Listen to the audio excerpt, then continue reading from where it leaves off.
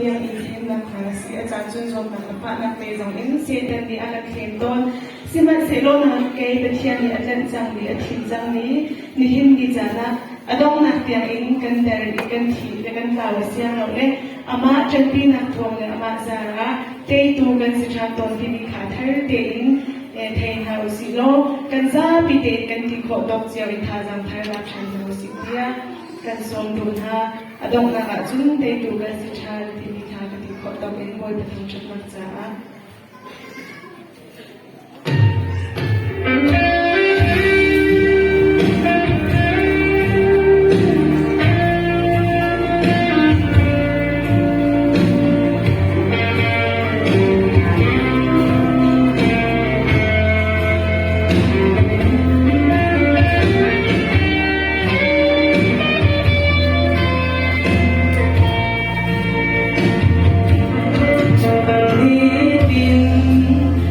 lên nát lấy rong hề sẽ ken mi rong asi rong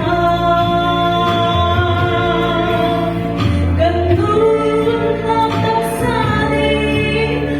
tuần khó lâu nhớ tu phật